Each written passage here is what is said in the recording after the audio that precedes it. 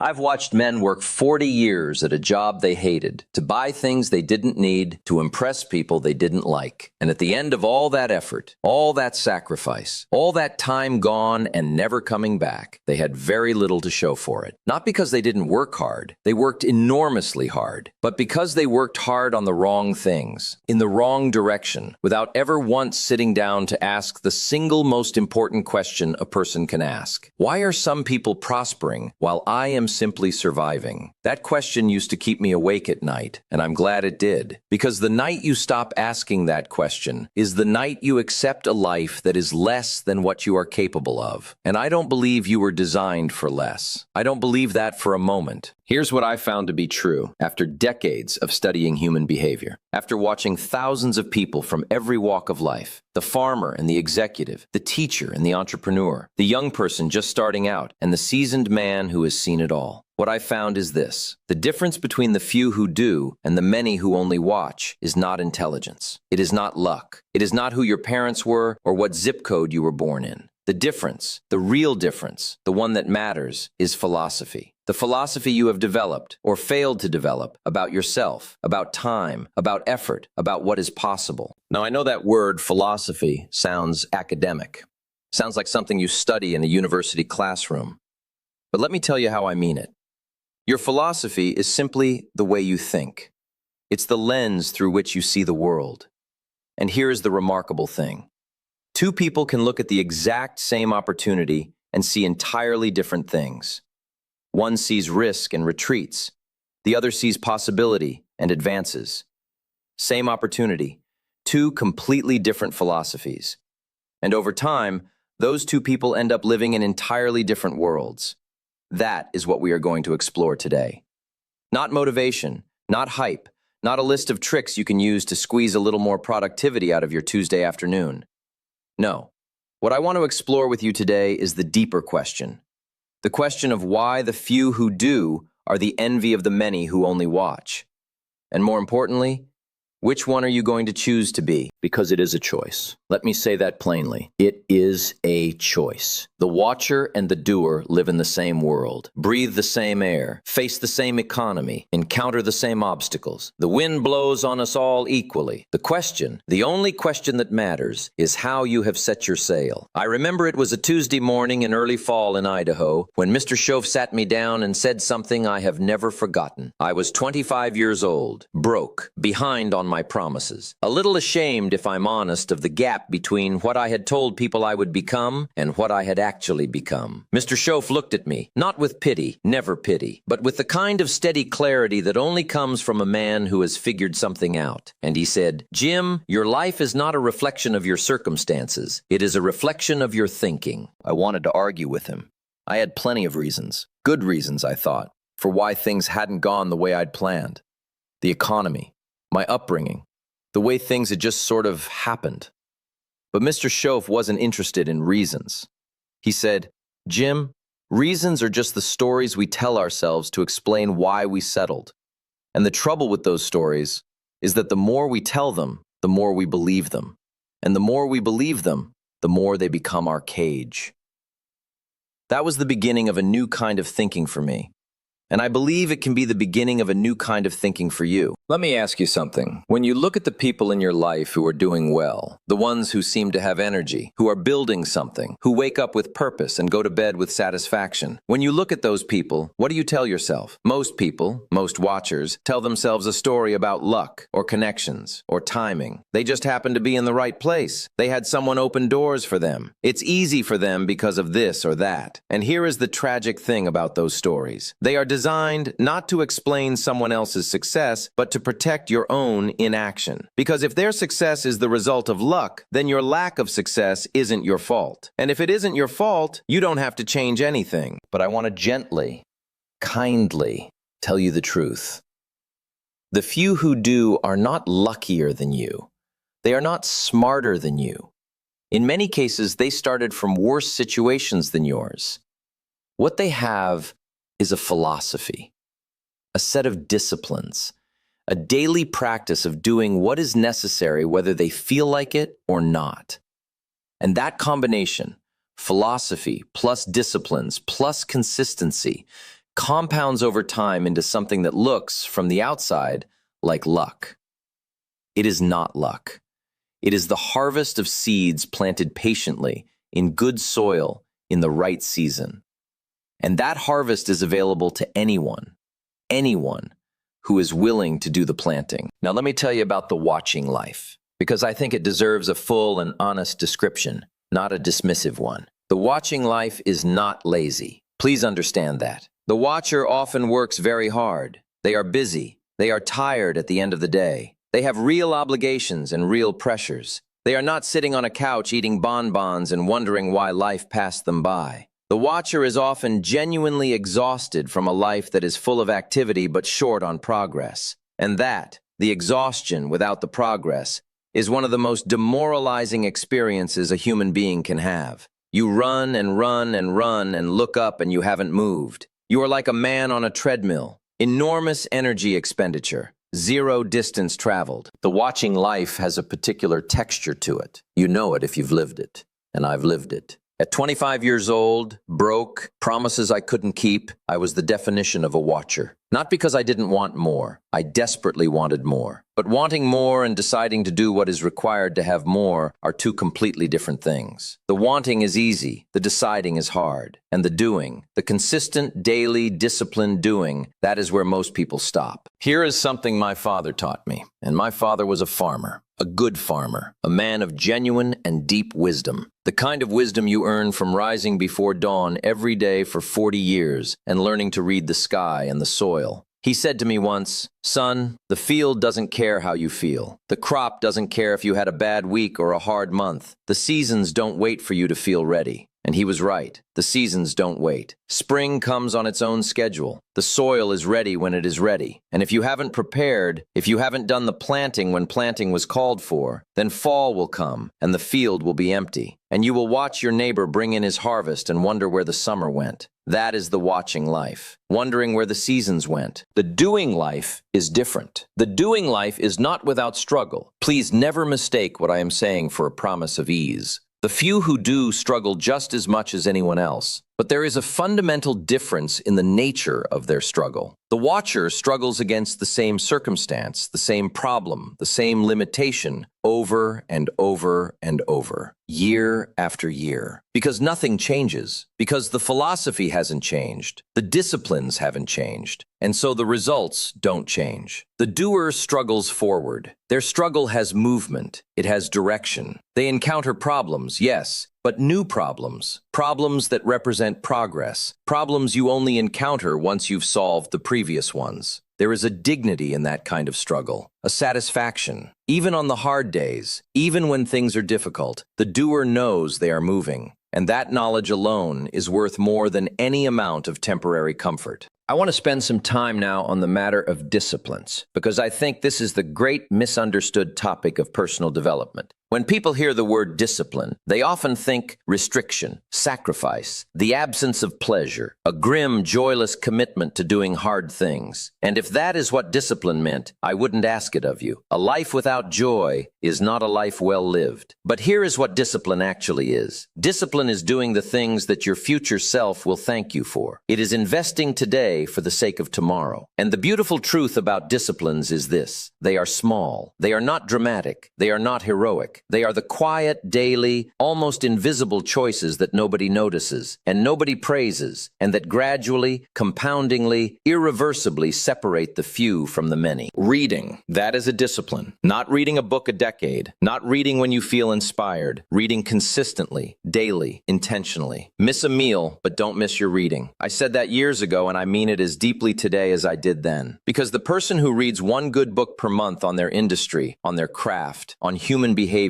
on history, on philosophy, that person, over 10 years, has read over 100 books on the subjects that matter most. Do you know how rare that is? Extraordinarily rare and extraordinarily valuable. The marketplace will pay handsomely for rare and valuable. That is not a mystery. That is a law. When I was young and broke and Mr. Schoaf was teaching me, he said something about libraries that I have never forgotten. He said, "Jim, all the answers you are looking for are already written down somewhere. Someone has already solved your problem, lived through your difficulty, found the way out. All you have to do is find their book and read it."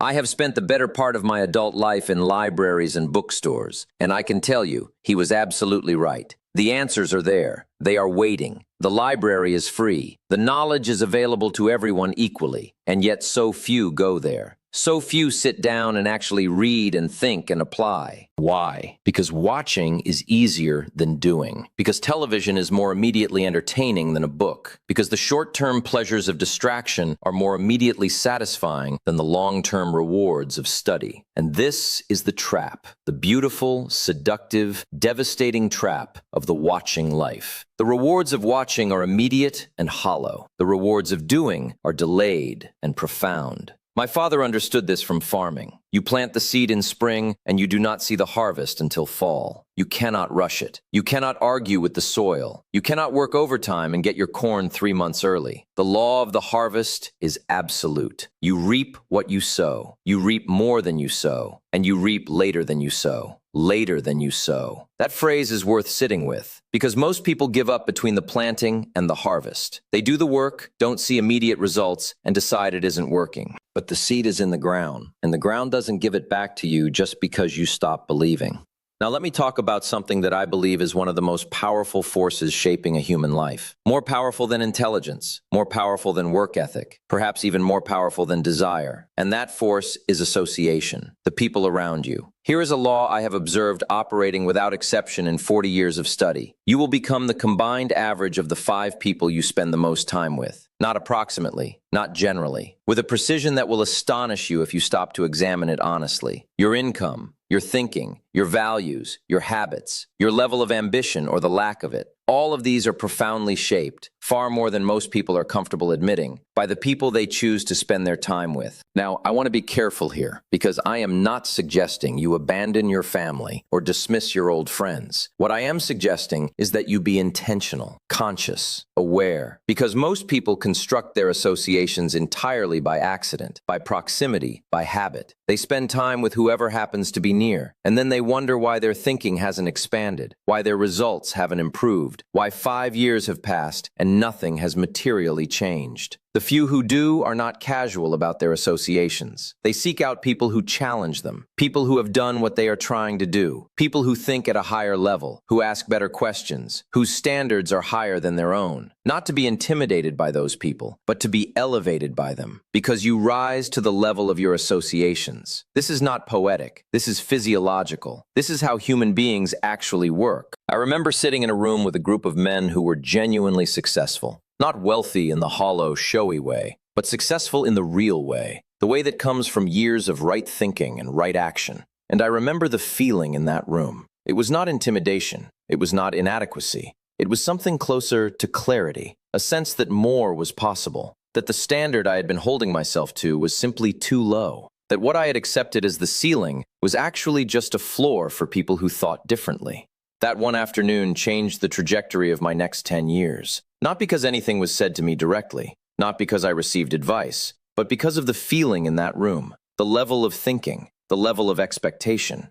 Association is powerful precisely because so much of it operates below the level of conscious thought. Let me ask you to do something. Think right now about the 5 people you spend the most time with. Not the people you admire most, not the people you aspire to be like. The 5 people you actually spend your time with. Over coffee, on the phone, in the office, at family dinners. Now think honestly. Are those 5 people pulling you up or pulling you down? Are they expanding your thinking or confirming your limitations? Are they building their futures or making peace with their circumstances? You don't have to answer that out loud, but you do have to answer it honestly, because the answer will tell you a great deal about where you are headed. Now let me say something about the watcher's most dangerous habit, because it is not what you might expect. The watcher's most dangerous habit is not laziness. I've already said they are often not lazy. The watcher's most dangerous habit is the habit of comparison without commitment. They watch successful people. They admire successful people. They envy successful people. But they never commit to becoming one of them. There is a kind of person who has attended every seminar, read every book, watched every video, collected more knowledge than they could ever use in a lifetime, and yet nothing has changed. Because the acquisition of knowledge without the application of it is just another form of watching. The seminar watcher, the motivational video watcher, the self-help book reader who never self-helps. Knowledge without action is just entertainment. And while entertainment has its place, I am not against entertainment. It should not be confused with development. It should not be confused with progress. The person who feels good after watching an inspiring video has spent an emotional currency that should have been spent on action. They've had the feeling without doing the work. And feelings, however wonderful, do not compound. Disciplines do. This is a subtle but critical distinction, and I want to make sure I have made it clearly. The watching life can wear a disguise. It can look like self-improvement. You can watch enough motivational content to feel like you are improving. You can attend enough seminars to feel like you are growing. You can read enough books to feel educated. But at the end of 5 years, let me ask you this plainly. What is actually different? Not what you know, not what you feel. What is actually different in your life? Because the question that separates the doer from the watcher is not, do you know what to do?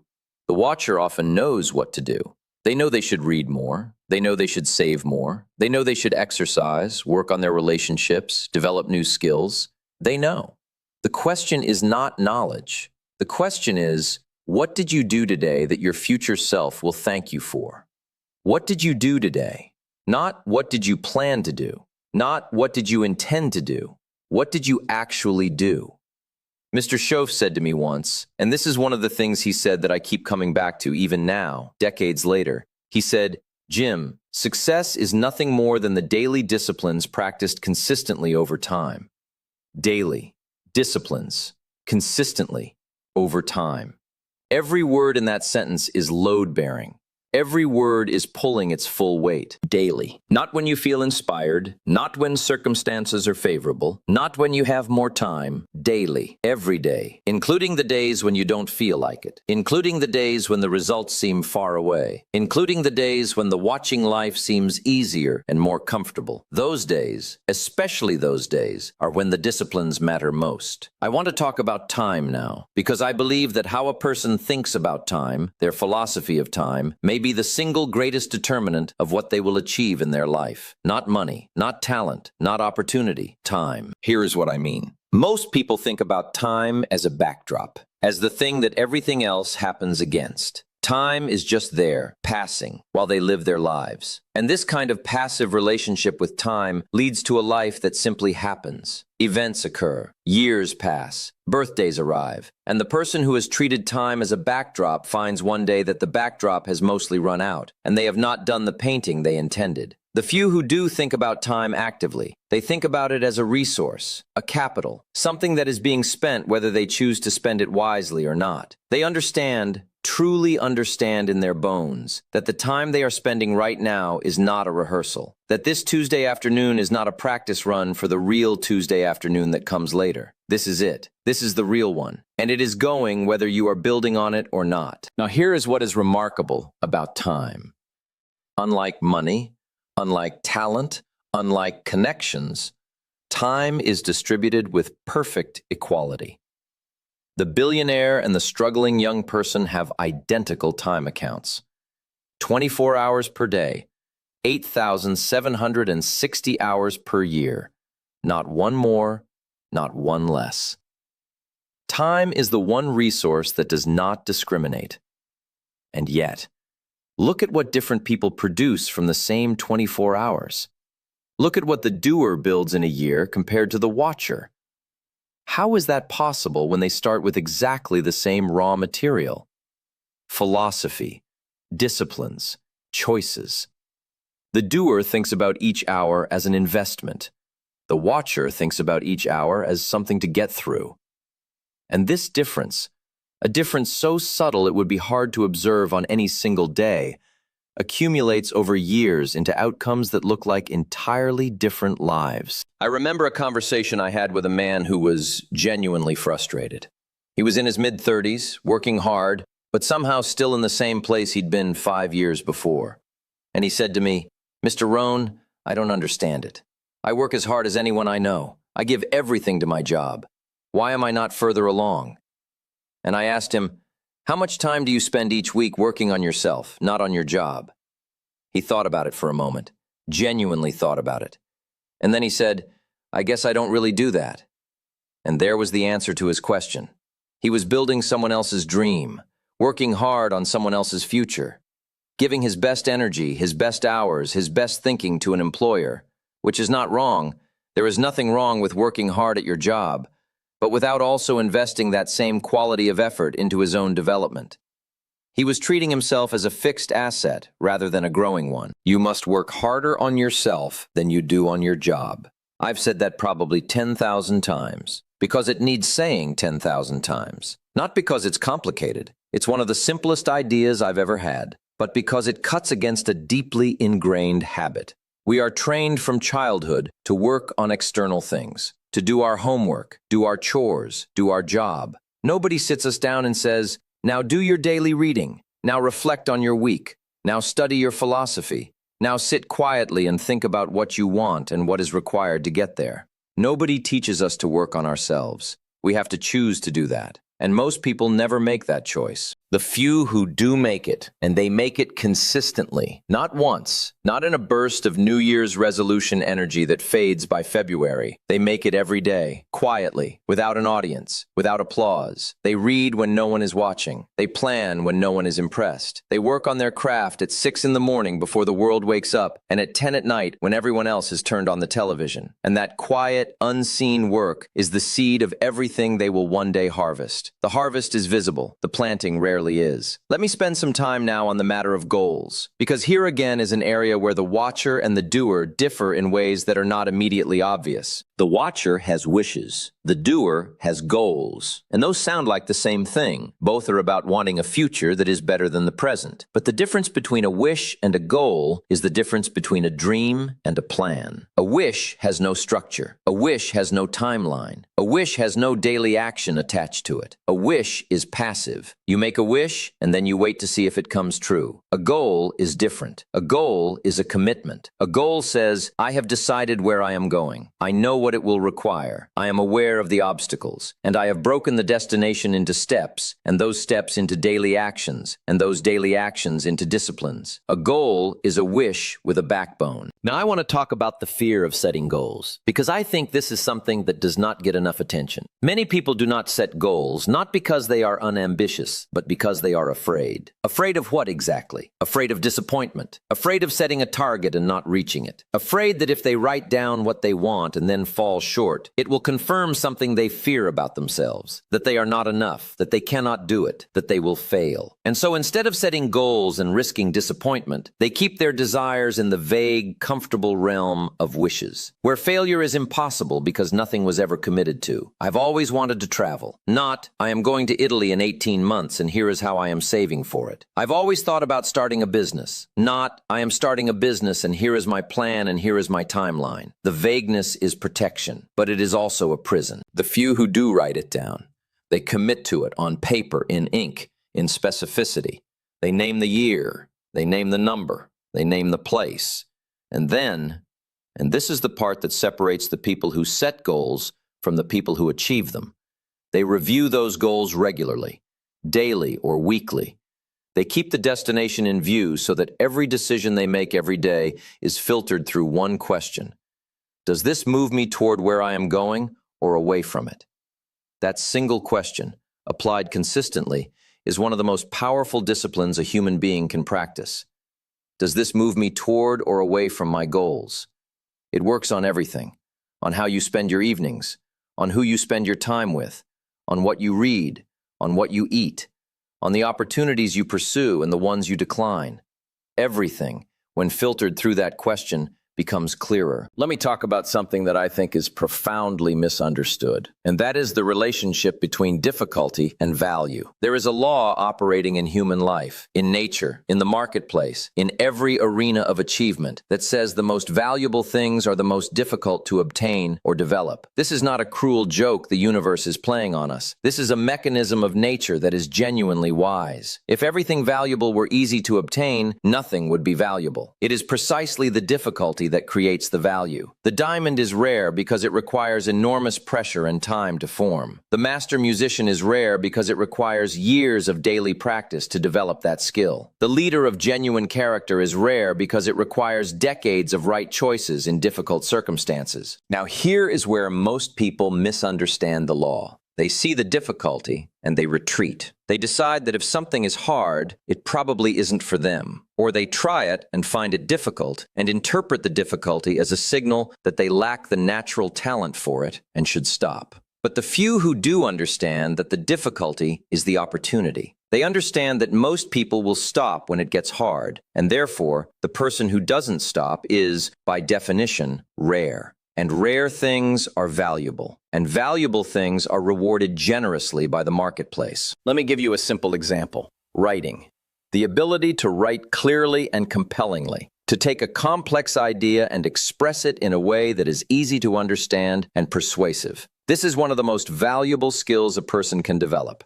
It applies in business, in relationships, in leadership, in every area of life. And it is not mysterious. There is nothing genetically determined about the ability to write well. It is a craft. It is developed through study and practice.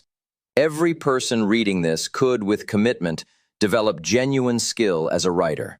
How many do? Very few. Because it requires reading widely and often. It requires writing regularly and seeking feedback and revising and writing again. It requires the patient, disciplined work of someone who understands that the harvest doesn't come on the first day of planting. And because very few people do that work, the person who does is rare. And the marketplace prizes the rare. Always has, always will. This is what Mr. Schoaf was trying to tell me when he said, Jim, become more valuable. Not just work harder. Become more valuable. Develop the skills, the knowledge, the character, the disciplines that the marketplace needs and that very few people have taken the time to cultivate. When you do that, when you consistently, over years, develop genuine and rare value, the marketplace will eventually seek you out. Not because the universe is romantic, but because it is logical. Supply and demand. And you will have made yourself rare. Now I want to take a moment to talk about what I call the philosophy of the seasons, because I think it has something important to say about this topic. Life comes in seasons. You cannot argue with that. You cannot skip winter because you don't like the cold. You cannot rush spring into arriving early because you are impatient for the harvest. Winter will come. The question is not whether it comes, but whether you are prepared when it does. The watcher is always surprised by winter. Every time. Even though winter has always come before and will always come again. The hard times, the setbacks, the market downturns, the personal losses, the professional challenges, these are winter, and they are as certain as the calendar. The watcher experiences them as catastrophes, as evidence that the universe is against them, as reasons to give up or retreat or blame. The doer knows winter is coming. They prepare for it in summer. They save when income is good. They build when times are easy.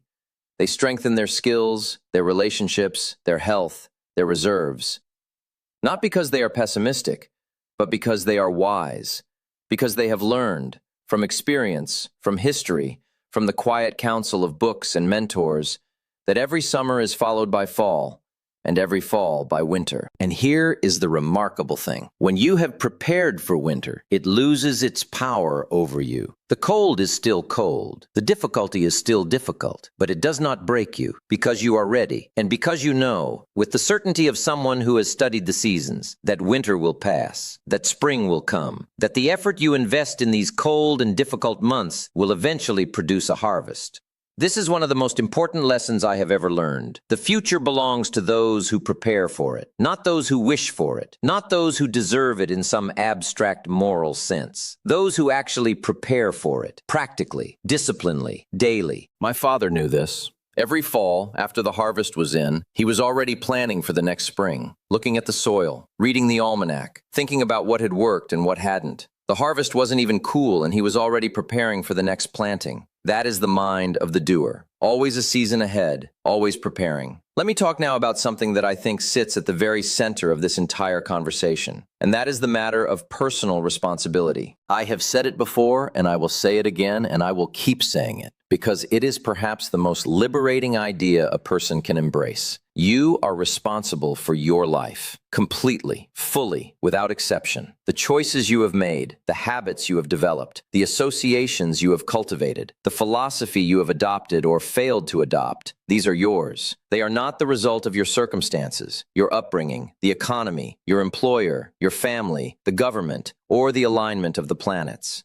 Now, I want to be careful here because I am not saying circumstances don't matter. Of course they matter. Some people are born into genuinely terrible circumstances that make progress more difficult. I am not naive about that. But I am saying this. Within whatever circumstances you find yourself, the choices are yours. What you do with the hand you have been dealt, that is on you, not on the dealer. The watching life loves to locate the source of its problems outside itself. The boss is unfair. The market is tough. The economy is rigged. The timing is wrong. And here is the seductive danger of that thinking. It may be true. Any of it or all of it could be literally, factually true. The boss may genuinely be unfair. The market may genuinely be tough. But here is the question that cuts through all of that. And so, what are you going to do about it? Because the person who locates the source of their problems outside themselves has, in the same moment, located the solution outside themselves. And that means they have made themselves powerless. Completely, utterly, voluntarily powerless. The source of the problem is out there. The solution is out there. I am simply a passive recipient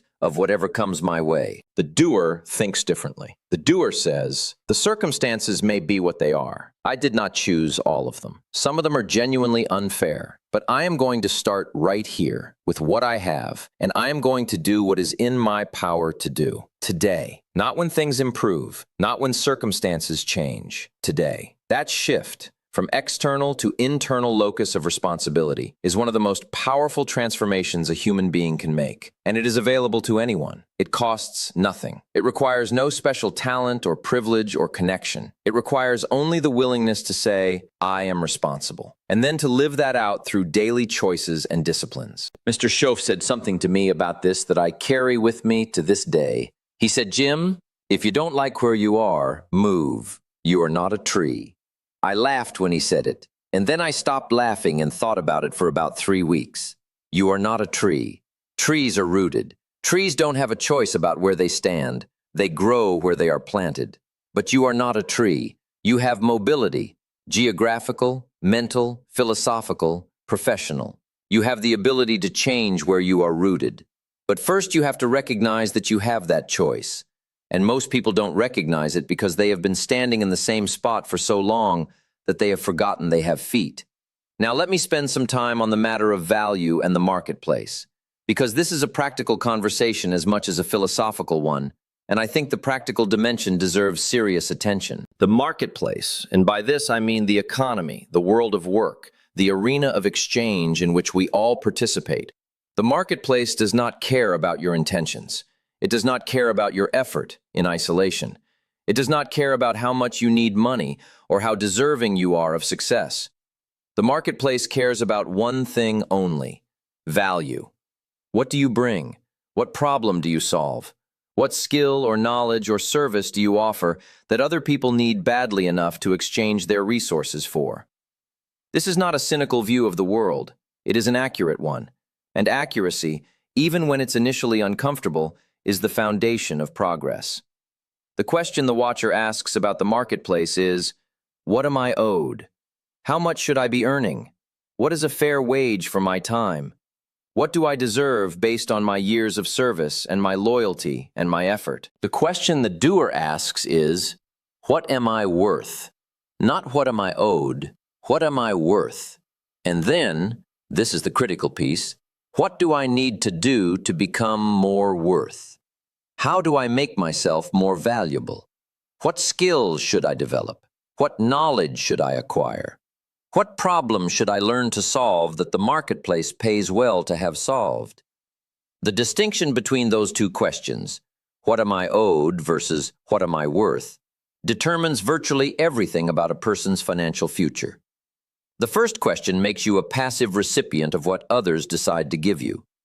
The second makes you an active participant in determining your own value. Profits are better than wages. I've said that for decades. Wages are what someone else decides you are worth. Profits are what the marketplace confirms you are worth. And the path from wages to profits runs through value development, through the daily disciplines of building the skills and knowledge and character that the marketplace genuinely needs. Now, I want to talk about something that I believe is the invisible architecture of the doing life, and that is the structure of daily habit. Because everything I have been talking about, the reading, the goal setting, the value development, the preparation for seasons, the cultivation of associations, all of it comes down in the end to what you do each day. Not what you plan to do, not what you intend to do, what you actually do. The daily disciplines are the architecture. They are the invisible structure that holds up everything else. Let me be specific, because specificity is where good intentions become actual change. What does a daily discipline look like? It looks like this. You rise before you need to. You create time in the morning, before the demands of the day arrive, before the phone rings, before the emails start. You create a quiet hour that belongs entirely to your own development. You read, you think, you plan, you review your goals. You ask yourself, what is the most important thing I can do today? Not the most urgent, the most important. Those are rarely the same thing. The distinction between urgent and important is one of the most valuable distinctions a person can draw.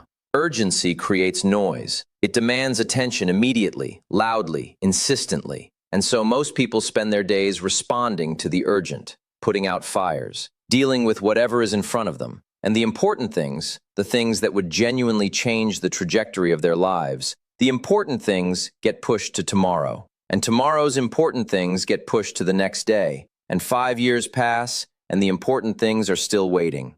The doer makes time for the important, every day. They do not wait for the urgent to subside, because the urgent never subsides. They create a discipline, a protected time, for the things that matter most: the reading, the planning, the skill development, the relationship investment, the creative work. Whatever it is for them, they protect it. They treat it as a non-negotiable appointment with their own future. I want to tell you something about the power of the morning hour. I have spoken with extraordinary people, genuinely extraordinary people, not famous for the sake of fame, but extraordinary in the real sense of the word. People who have built remarkable lives through remarkable disciplines, and virtually without exception, they have an intentional morning practice. Not necessarily dramatic, not necessarily long, but intentional. A time each morning that belongs to them, a time they use for thinking and reading and planning before the day takes over. This is not a new idea. Every serious student of human achievement across cultures and centuries has landed on the same principle. The way you start a day shapes the entire day. The decisions you make in the first hour determine the quality of the next 23 hours. It is not magic. It is momentum. A body in motion stays in motion. A mind in productive mode tends to stay in productive mode. Starting the day with intentional, valuable activity creates an energetic and psychological momentum that carries through everything that follows. Contrast that with the way most people start their day. The alarm goes off. They reach immediately for their phone. They are, within the first 30 seconds of consciousness, consuming other people's urgent communications, news, social media, the opinions and anxieties of others. And that is the frame through which the entire day will be experienced. Reactive, responsive, urgency-driven, other-directed. The few who do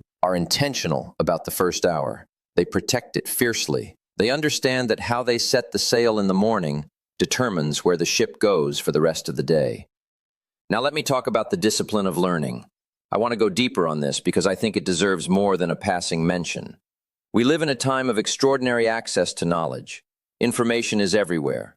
More information is available to any person with an internet connection today than was available to the scholars of any previous century.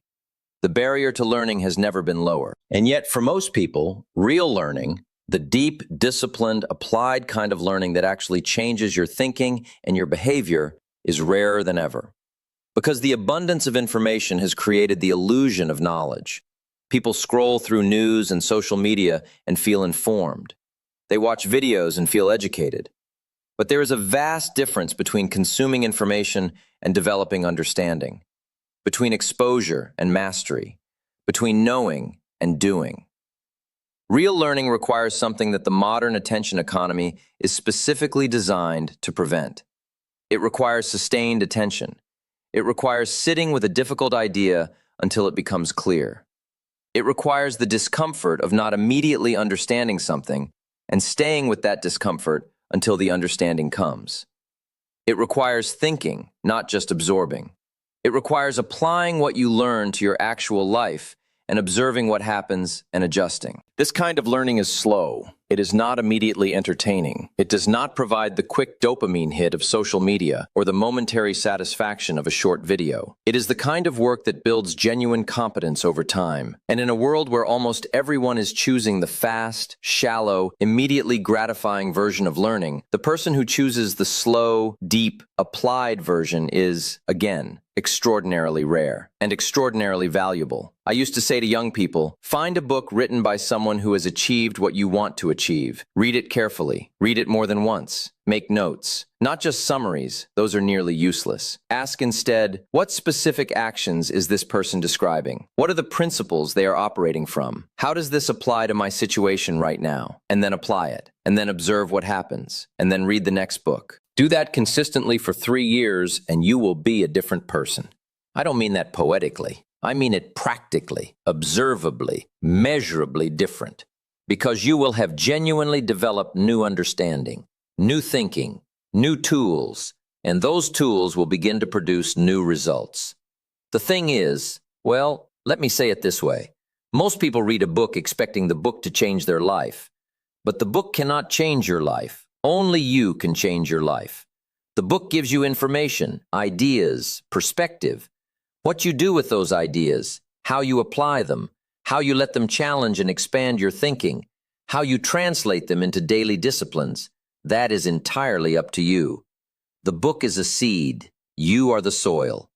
And we are back again to the garden. Weeds grow without effort. Have you noticed that? Nobody plants weeds. Nobody nurtures weeds. Nobody wakes up in the morning and says, I want to grow some magnificent weeds today. Weeds just come. Without invitation, without encouragement, they simply arrive and grow and multiply. If you want a garden of flowers, however, if you want something beautiful, something deliberate, something that reflects your vision, that requires cultivation. It requires intention, effort, consistency, vigilance, clearing the weeds, watering the plants, feeding the soil, and so it is with a life. The weed life grows by default. It grows from neglect, from inattention, from the passive acceptance of whatever happens to show up. The garden life, the life of purpose and beauty and genuine achievement, that is cultivated, deliberately, daily, over years, and it is worth every moment of that cultivation. Now I want to address something directly. I want to address the voice in the back of your mind that is perhaps raising some objections as I speak. That voice might be saying, this all sounds good, but I have tried. I have made resolutions. I have started the reading program and the early mornings and the goal setting. And it worked for a while and then it stopped.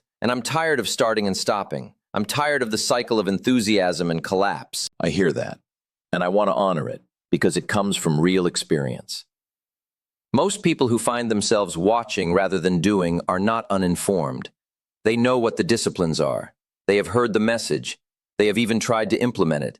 And they have experienced the very human cycle of initial enthusiasm, followed by the gradual erosion of that enthusiasm, followed by the quiet return to old patterns. And they are frustrated. Not apathetic, frustrated. There is an important difference. Apathy doesn't try. Frustration is what happens to someone who keeps trying and keeps falling short. And to that person, I want to say, the problem is not your character. The problem is your approach. Because here is the truth about discipline and change. The approach of, I am going to massively overhaul my entire life starting Monday, almost never works.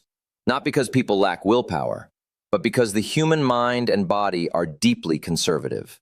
They resist sudden, dramatic change. They want to return to the familiar, the known, the comfortable. This is not a weakness. It is a feature. It is what kept our ancestors alive in dangerous environments. But in the modern context, it means that trying to change everything at once virtually guarantees that you will change nothing for long. The approach that actually works, the approach that the truly disciplined people I have known and studied have used, is different. It is smaller. It is more patient. It is less dramatic. It is the approach of choosing one discipline, one habit, one daily practice, and committing to that one thing with the understanding that you are building a foundation, not completing a structure. Read for 15 minutes every day. Not an hour, 15 minutes. If 15 minutes becomes 20, wonderful. But start with 15 and protect it. Do that for 30 days, and then add the next discipline. Build slowly. Build on what you have actually established, not on what you intend to establish. This is slower than you want. I know that. The impatience is understandable. But slow and consistent will outperform fast and inconsistent every single time. Over 5 years, the person who reads 15 minutes every day has read thousands of pages. The person who reads 2 hours intensely for a week and then nothing for 3 months has read a fraction of that. The math is obvious, but the patience required is genuinely difficult, and most people choose the dramatic short sprint over the unremarkable long run. The few who do choose the long run, they are not dramatic about it. They are not posting their disciplines on social media for validation. They are simply doing the work, day after day, quietly and consistently, building toward a harvest that most people cannot yet see.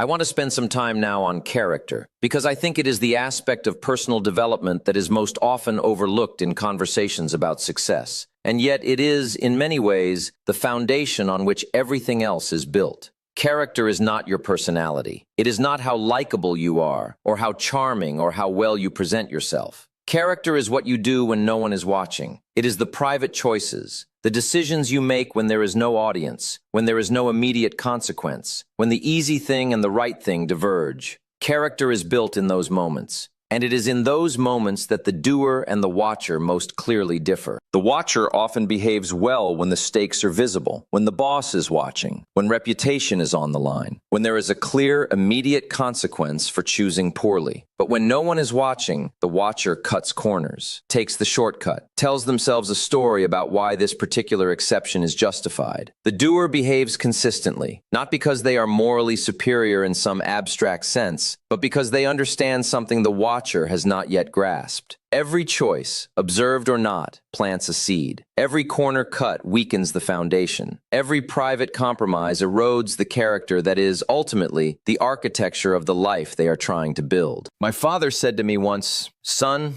do what's right, even when it costs you. Because every time you don't, you take a piece of yourself you can't easily get back." He was a farmer and not a philosopher by training, but he was right. Character is cumulative. Each choice either builds it or erodes it. And over years, the person of strong character and the person of weak character are living in entirely different worlds. Not because the world treated them differently, but because they treated themselves differently. This is closely connected to the matter of integrity. And by integrity, I don't mean just honesty, though honesty is its core. I mean the alignment between what you say and what you do, between your values and your actions, between your stated beliefs and your daily choices. When those are aligned, you have integrity. When they are not, you carry a subtle but constant drain of energy. The energy of maintaining the gap between who you say you are and who you are actually being. The most energetic people I have ever known are people of deep integrity. Not because they are perfect, but because they are not spending energy managing the gap. They are not carrying the weight of the inconsistency. They live simply, directly, with their words and actions in alignment. And that simplicity, that integrity, is itself a discipline and a source of strength. Let me talk for a moment about patience, because it is the discipline that all other disciplines depend on, and yet it is perhaps the least celebrated and the most necessary. We live in an impatient culture.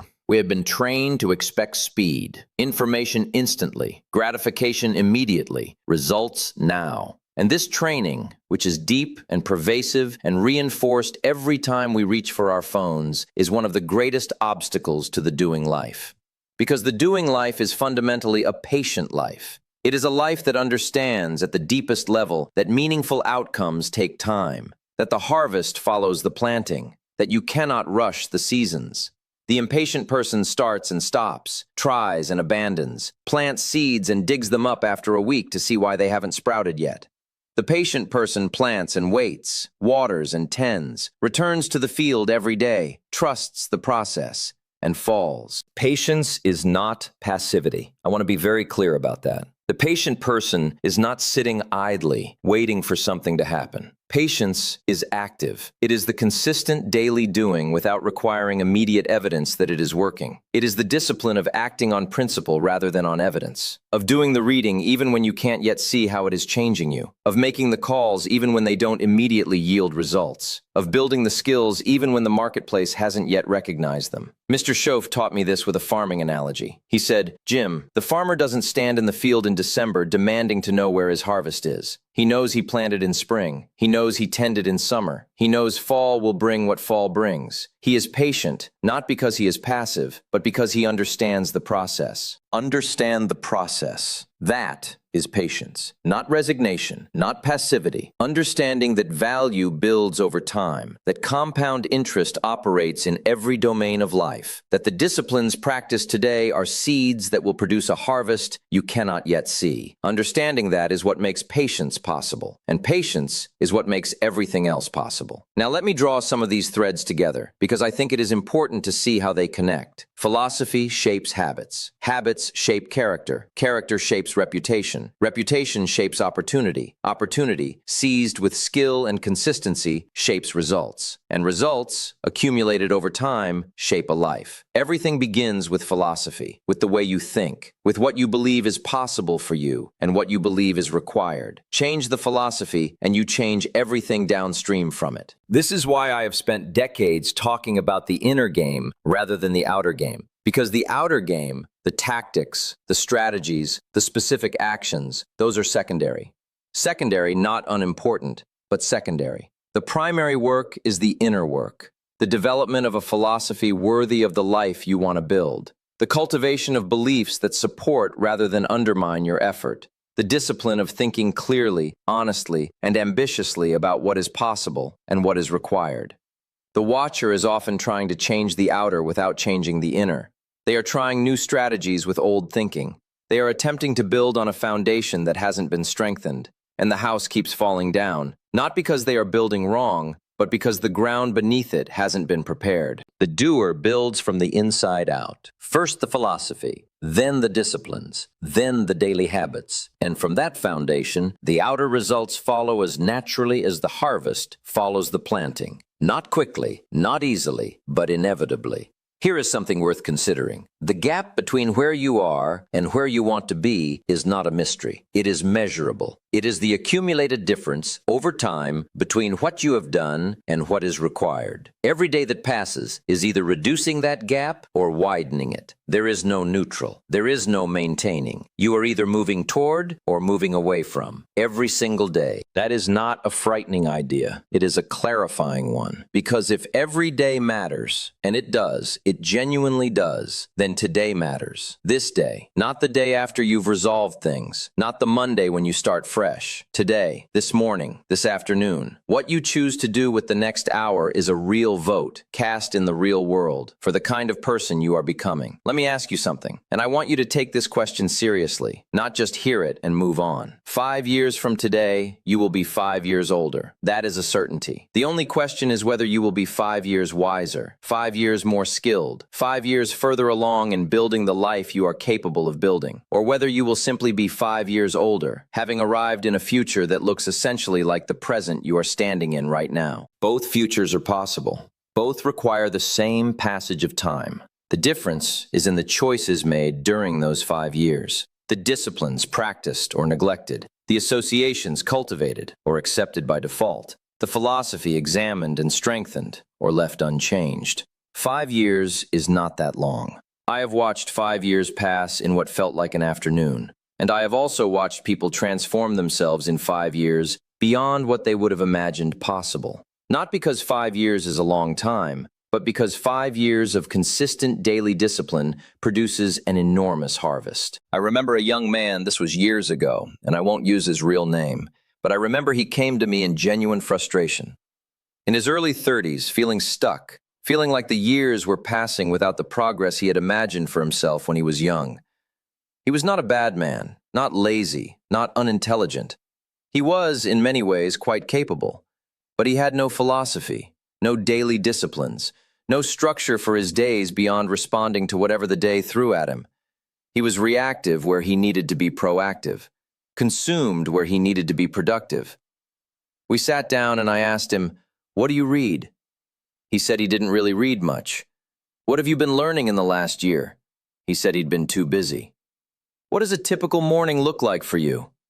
He described a morning of alarm snoozing and rushed coffee and traffic and arriving at work already behind. And I said, "You're not behind on your goals. You're behind on your disciplines. And the good news is, disciplines can be started today, right now, today." He looked skeptical, as many people do, because the idea of starting today, not on Monday, not on January 1st, not after things have settled down, starting today feels both simple and somehow insufficient to address the scale of what feels like a massive problem. But it is not insufficient. It is the only thing that is sufficient. Because the only moment you can act is the present moment. The only time you can plant a seed is now. The future is built one present moment at a time, one day at a time, one discipline at a time. That young man took it seriously. He started small and stayed consistent. 5 years later, I saw him again, and I barely recognized him. Not physically, though he looked better, but in his bearing, his clarity, the way he spoke about his life with the kind of ownership that only comes from having built something. He had a business. He had savings. He had a morning practice he protected fiercely. He had read in those 5 years more than most people read in a lifetime, and the world was treating him accordingly. He hadn't done anything miraculous. He hadn't found some secret shortcut. He had simply started doing what the few who do have always done. And the marketplace had responded as the marketplace always does, by rewarding genuine value with genuine results. Let me spend some time now talking about something that is deeply connected to all of this, and that is the matter of influence. Your influence on other people and their influence on you. Because one of the most fascinating aspects of human behavior I have observed over decades of study is this. The people who are actively building and growing and disciplining themselves, tend to become a kind of quiet, gravitational center. People are drawn to them, not always consciously, not always with a clear understanding of why, but there is an energy about the person who is genuinely developing, genuinely committed, genuinely moving forward, and people feel it. I have seen this in rooms where I have spoken thousands of times. You can almost always identify the people who are doing from the people who are watching. Not by what they say during the presentation, not by how enthusiastic they look, but by what they do after. The doers ask a specific question. They want one actionable thing to take away. They are already thinking about application. The watchers tell you they were inspired. They say it was wonderful. And then they go home and turn on the television. And here is the remarkable thing about influence. When you become a doer, when you commit to the disciplines and the philosophy and the consistent daily work of building a better life, you begin, without intending to raise the standard for everyone around you. Your children see it. Your colleagues see it. Your friends see it. Not because you tell them what you are doing, not because you broadcast your disciplines on social media, but because results are visible even when the process is private. And visible results raise questions. And questions lead to conversations. And conversations lead to change.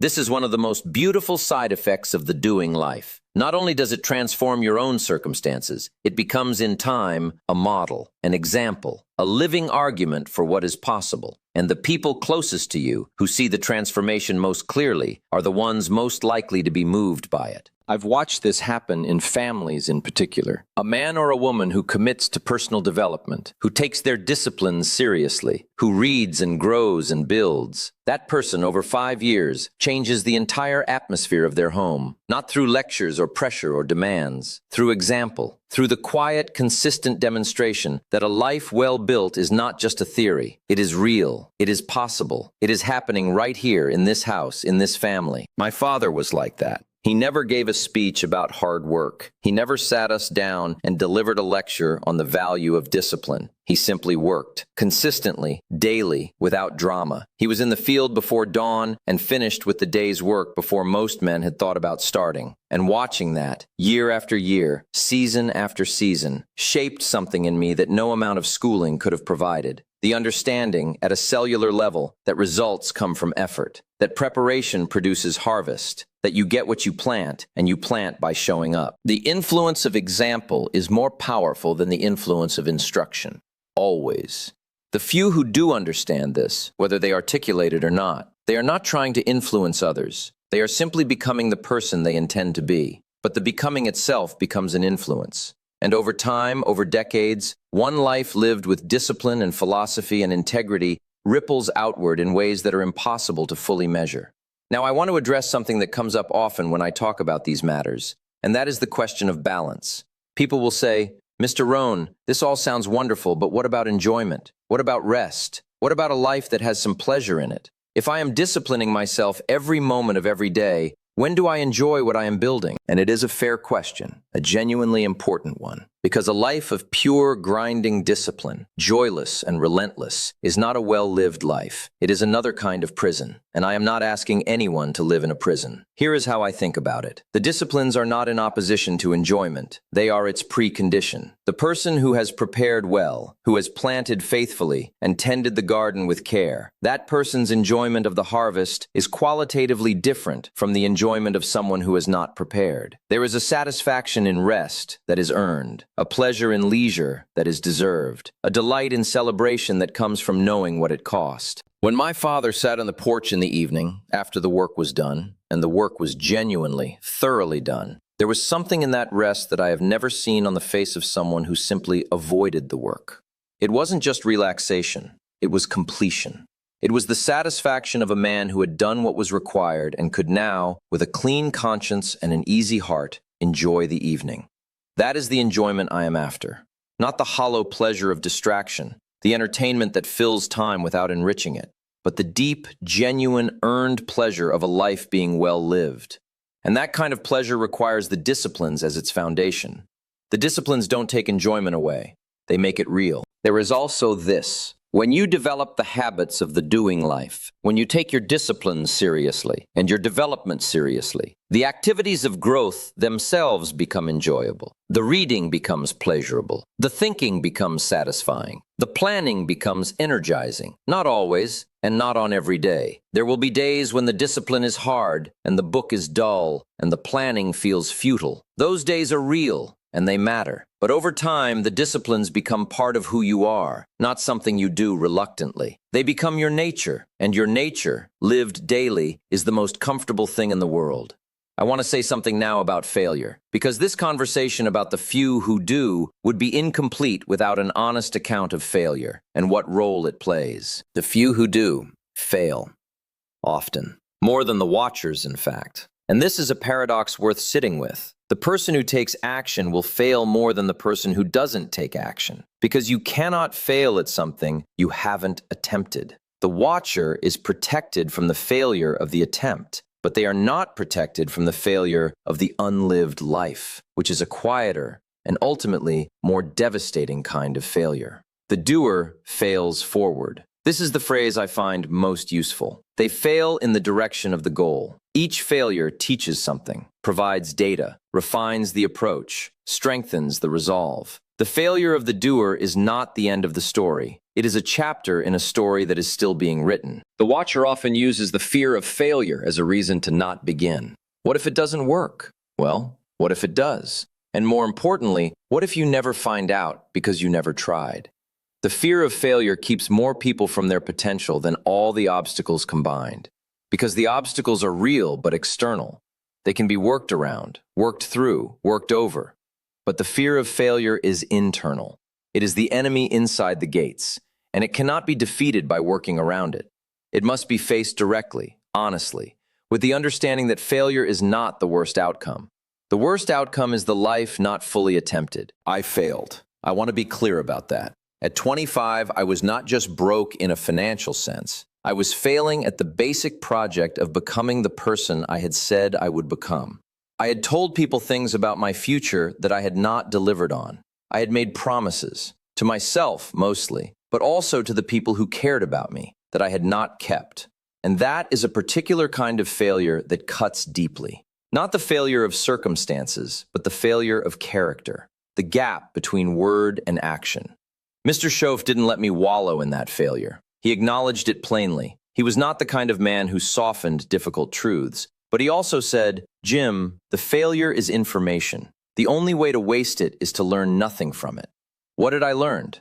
That wanting was not enough, that good intentions were not enough, that the disciplines I had been putting off as a young man were not optional. They were the price of the life I said I wanted. From that conversation, I began. Not perfectly, not dramatically. I began the disciplines of reading and planning and association and working on myself. And those disciplines, practiced imperfectly and inconsistently at first, but with growing commitment over time, eventually produced a life that I would not have dared to describe at 25. Not because I was special, because I started, and then kept going. That is the whole story. Start. Keep going. Start again when you stop. Keep going longer each time. And trust. Not blindly, but based on the evidence of the law of the harvest. Trust that the seeds you are planting will produce something real. I want to say something about the matter of courage, because I don't think it gets enough attention in conversations about personal development. We talk a great deal about discipline and habit and philosophy, and all of that is important. But underneath all of it, if I am honest, is the matter of courage. The courage to begin when you are uncertain. The courage to continue when results are slow. The courage to invest in yourself when the evidence of return is not yet visible. Courage is not the absence of fear. I want to be clear about that. The courageous person is not the person who feels no fear. They are the person who feels the fear and acts anyway. And in the context of the doing life, the fear is real. The fear of failure, the fear of looking foolish, the fear of investing time and energy and hope and having it not work out. Those fears are not irrational. They are based on real experience. People do invest and fail. People do work hard and not succeed on the first attempt, or the second, or the third. But courage says, I am going to do it anyway. Not because I am certain of the outcome, but because I have decided that the attempt is worth making. That the trying is itself a form of living.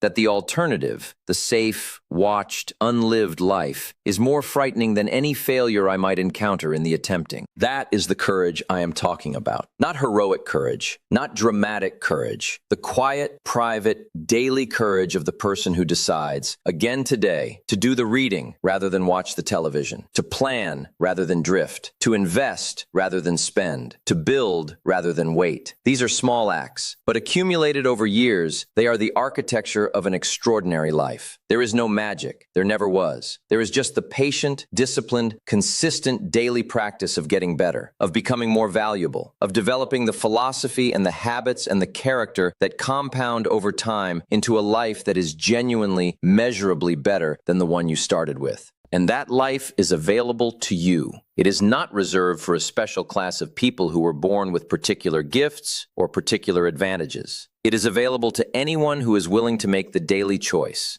over and over, quietly, without an audience, to do the thing rather than watch it. The few who do are the envy of the many who only watch. Yes, that is true. But they are not envied because they are lucky. They are envied because they made choices that the many chose not to make. Daily choices, unglamorous choices, private choices, choices made in the morning before anyone was watching, choices made when it would have been easy to do nothing. You can make those choices, starting now, starting with one discipline, one morning hour, one book, one reviewed goal, starting small and staying consistent, building slowly on what you actually do rather than what you intend to do. Because here is the final truth I want to leave with you. The watcher believes that someday the right circumstances will arrive, and then they will begin. They are waiting for a sign, a permission, a perfect set of conditions. And the tragic thing is, that moment will never arrive. Not because the world is cruel, but because the perfect moment is a mirage. It recedes as you approach it. The conditions are never exactly right. There is always something unresolved, something uncertain, something to wait for. The doer understands this. The doer knows that the perfect moment is not coming, so they begin in the imperfect moment. They plant in uncertain soil, in a difficult season, with imperfect tools, because they understand that beginning is itself a discipline, that action, however imperfect, creates momentum, and momentum, sustained by daily discipline, becomes over time the most powerful force in a human life. I want to take a few minutes now to talk about something that I have been thinking about for a long time, and that is the question of legacy. Not legacy in the grand public sense, monuments and institutions bearing your name, but legacy in the intimate sense, the legacy you leave in the lives of the people who actually knew you, the children who watched how you lived, the friends who measured themselves against your example, The strangers who were changed by a conversation they had with you at the right moment. The watching life leaves a watching legacy. Children raised in a watching household, not by instruction but by atmosphere, by example, by the daily demonstration of what is normal and expected. Those children absorb the watching philosophy before they are old enough to question it. They learn that life happens to you, that circumstances determine outcomes, that some people are lucky and others aren't. And they carry that philosophy into their own adult lives and wonder, as their parents wondered, why things don't seem to change. The doing life leaves a doing legacy. And this, I want to say plainly, is one of the greatest gifts a parent can give a child. Not money, not connections, not a carefully cleared path with all the obstacles removed. The greatest gift is the demonstrated belief, living proof that a human being can decide to improve, can commit to disciplines, can build something over time through consistent effort, that the outcome of a life is not fixed, that it is not determined entirely by where you started, that it can be shaped daily by the quality of your choices. My father gave me that gift. He didn't know he was giving it. He was just living the life he believed in. But I watched him, and what I saw in him, the dignity, the discipline, the unbroken consistency, that is what I tried to build into my own life. Not perfectly, far from perfectly, but I had seen what it looked like. I had a model, and having a model changes everything. This is connected to something I want to say about the responsibility of the doer. Because once you begin to do, once you commit to the disciplines and the philosophy and the consistent daily work, you become, whether you want to or not, an influence. You become a model for someone, your children, your colleagues, your neighbors, the person who watches you from a distance and wonders how you became who you are. And with that influence comes a responsibility, not the burden of perfection. Perfection is not available, and anyone who presents themselves as perfect has confused their audience and deceived themselves. But the responsibility of authenticity, of continuing to show up and do the work even when it is hard, even when you fail, even when the season is winter and the field looks empty, because it is in the hard seasons that the example matters most. Anyone can demonstrate discipline when things are going well. The person who demonstrates it when things are hard, that person's example is worth 10 of the easy season version. Now let me say something about the accumulation of small things, because I think this is where most people miss the teaching entirely. When we talk about daily disciplines and consistent habits and patient development, it can sound abstract. It can sound like a general encouragement toward vague betterment. But I want to get specific, because the specific is where the change actually happens. Consider what happens if you add 30 minutes of reading to your morning every day for a year. At an average reading pace, you will read between 15 and 20 books. Not skimming, reading, thinking, noting, applying. 15 to 20 books on a subject that matters to your work, your craft, your life. Now think about what that means over 5 years. 75 to 100 books. In 10 years, you have read more on your chosen subject than most university professors have read on theirs. You have developed a depth of understanding that is extraordinarily rare. And the marketplace, the real world, will eventually recognize and reward that depth. Or consider what happens if you save 10% of every dollar you earn, every month, without exception, and invest that saving patiently, year after year, decade after decade. The mathematics of compound growth are astonishing, not dramatic in any single year, but transformative over time. The person who starts this discipline at 25 and maintains it until 65 has built something that looks, to the outside observer, like extraordinary wealth. But it is not extraordinary.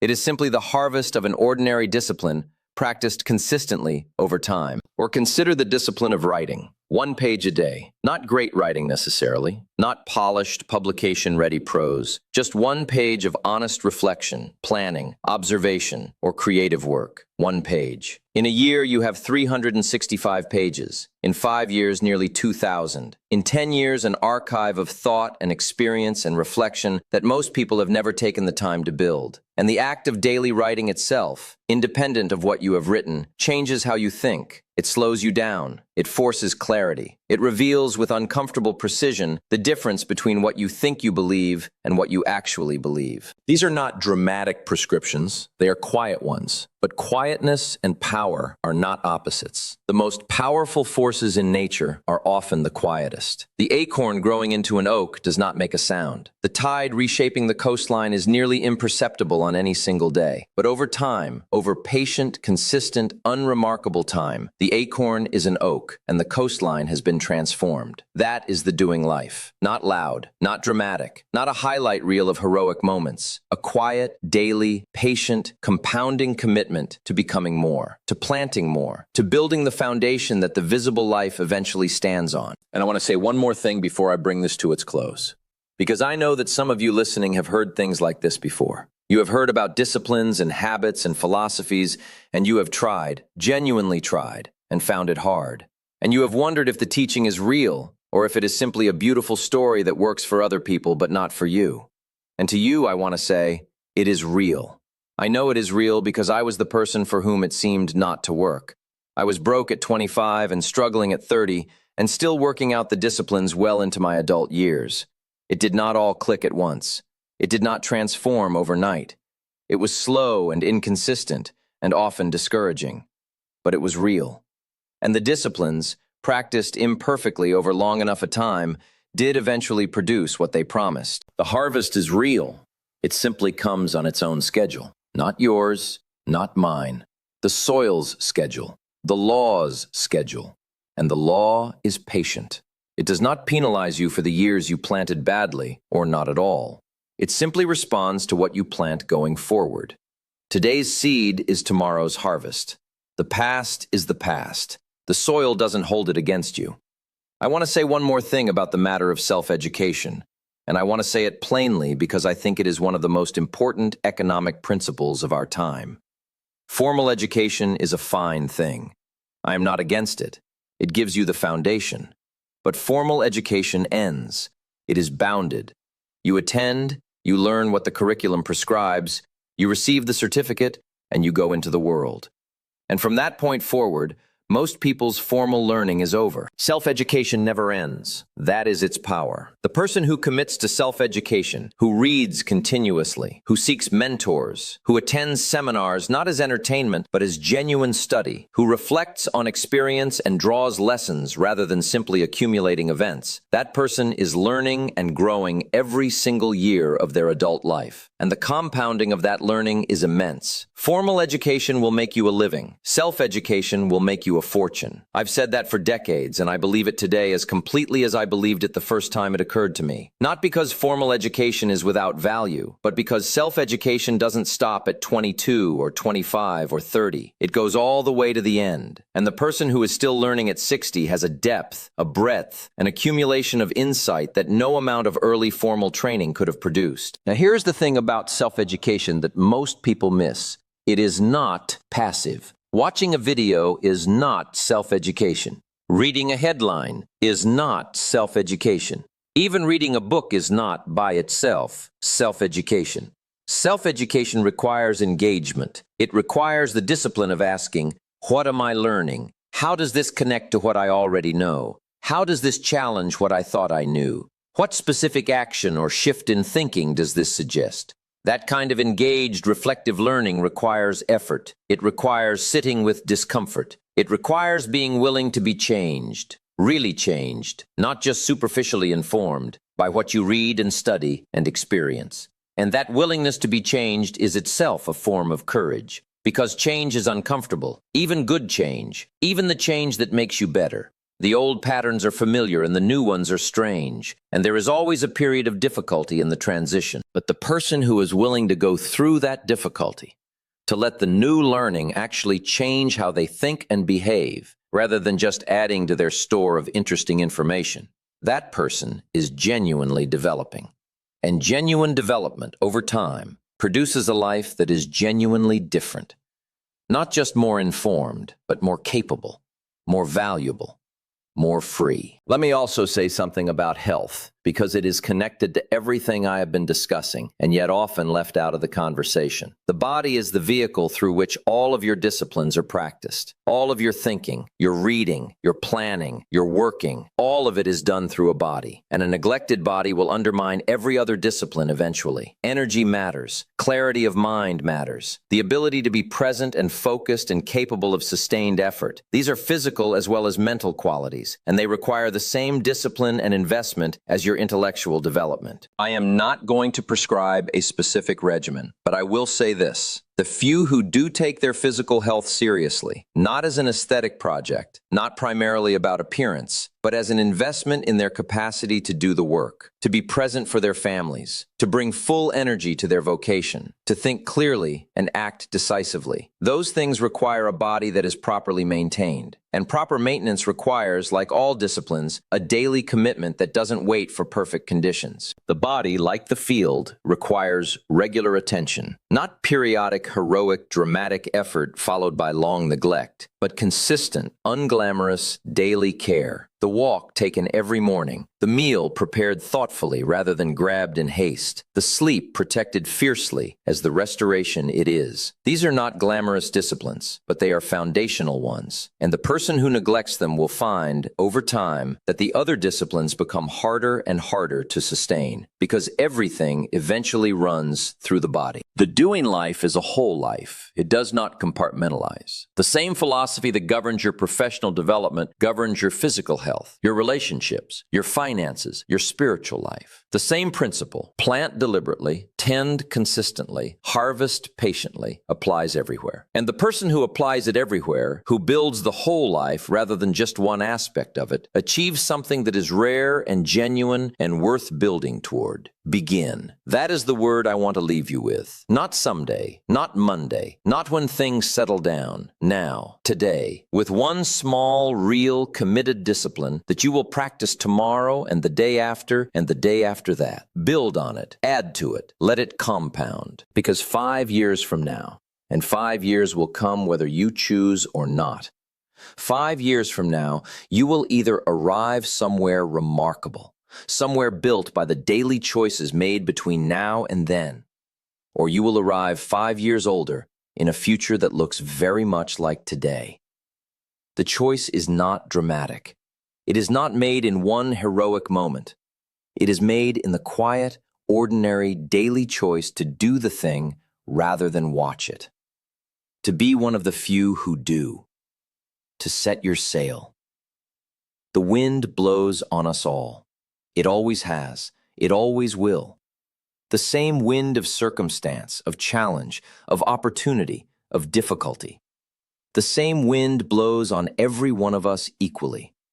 The difference, the only difference that has ever mattered, is the set of the sail. Set your sail. Plant your seeds. Build your morning. Protect your disciplines. Choose your associations with care. Develop your philosophy. And then do the patient, daily, unglamorous, magnificent work of becoming the person you are capable of being. The harvest is real. It is waiting. And it belongs to those who do the planting.